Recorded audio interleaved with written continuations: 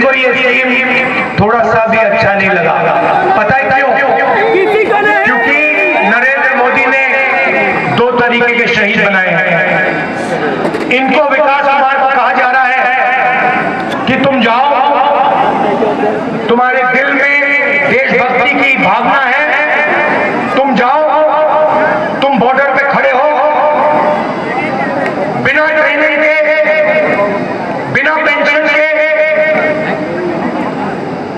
बिना कैंटीन, और अगर तुम्हारे साथ कुछ होता है,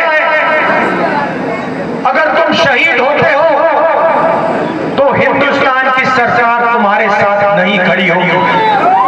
अगर तुम शहीद होते हो, तुम्हें शहीद का दर्जा नहीं मिलेगा,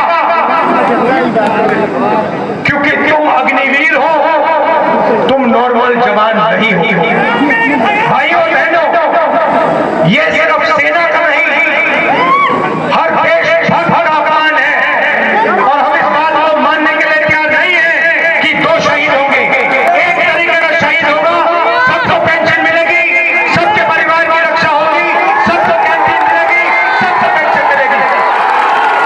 और मैं आपको आश्वासन देना चाहता हूं, और आपके माध्यम से हिंदुस्तान के हर एक जवान को, हर एक युवा को, हर एक अग्निवीर को, जैसे इंडिया गठबंधन की सरकार आएगी, हम अग्निवीर योजना को फाड़ के कूड़ेदान में फेंक देंगे।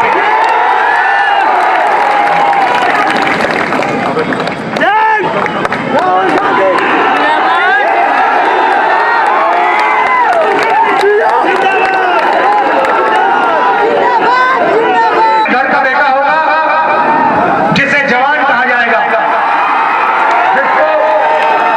जिसको शहीद का दर्जा मिलेगा, और दूसरा गरीब घर का बेटा होगा, बिहार के किसान का बेटा होगा, जो सेना में जाएगा, उसको सेना से निकाल दिया जाएगा, उसको ना पेंशन मिलेगी, ना शहीद का दर्जा मिलेगा, ना कैंटीन मिलेगी।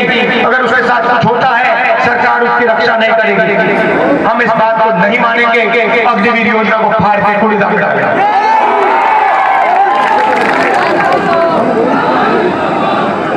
तो ये मैं आपसे कहना चाहता था, 30 लाख सरकारी नौकरियां हैं बिहार के युवाओं को, नरेंद्र मोदी जी ने इनको भरा नहीं है।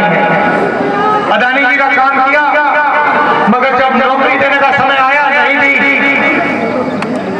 जैसे हमारी सरकार बनेगी, 30 लाख सरकारी नौकरियां हम आपके हवाले कर देंगे। जैसे बिहार में तेजस्वी जी ने किया,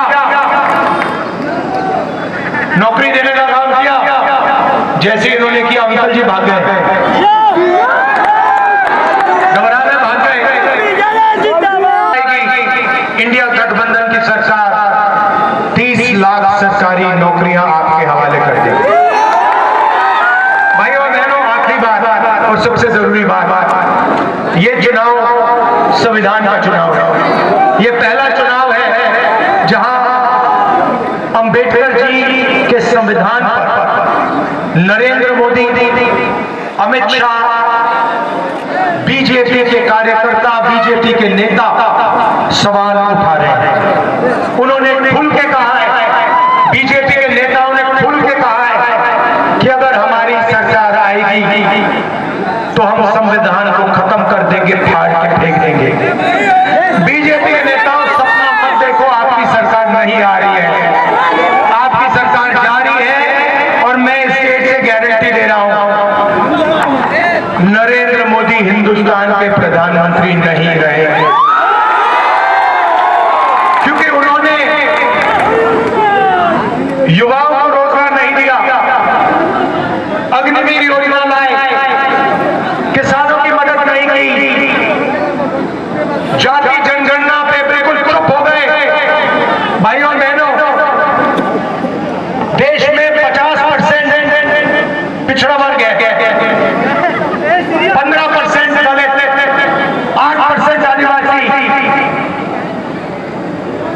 हमने जाति जनगणना की बात उठाई, हमने कहा कि जाति जनगणना होनी चाहिए, देश को पता लगना चाहिए इस देश में पिछड़े वर्ग के कितने लोग हैं, दलित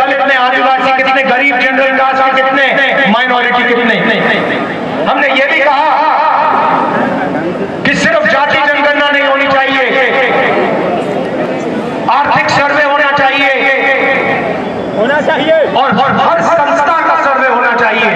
हम जानना चाहते हैं कि हिंदुस्तान की सरकार में, मीडिया में, जुडिशरी में कितने पिछड़े लोग हैं, कितने दलित हैं, कितने आदिवासी हैं, कितने गरीब जनरल क्लास के लोग हैं। जैसे ही मैंने ये बात बोली, नरेंद्र मोदी जी कहते हैं हिंदुस्तान में कोई जाति नहीं है, हिंदुस्तान में सिर्फ 2 जात है, एक अमीर जात, एक गरीब जात। तो मोदी जी, अगर हिंदुस्तान में सिर्फ 2 जात है तो आप ओबीसी कैसे बन गए? आप अपने आप को 24 घंटा ओबीसी कहते हो, और जब पिछड़ों की मदद करने की बात आई, जाति जनगणना, इकोनॉमिक सर्वे, संस्थाओं का सर्वे कराने की बात आई, तो आप चुप हो गए, भाग गए, और आपने कहा कि देश में कोई जाति नहीं है, सिर्फ 2 जाति है, अमीर और गरीब। भाई और बहनों, हमारी सरकार आएगी, जाति जनगणना कराएंगे, इकोनॉमिक सर्वे होगा, संस्थाओं का सर्वे होगा, और ये जो 50% का रिजर्वेशन का लिमिट लगा रखा है, इसको हम तोड़ के फेंक देंगे।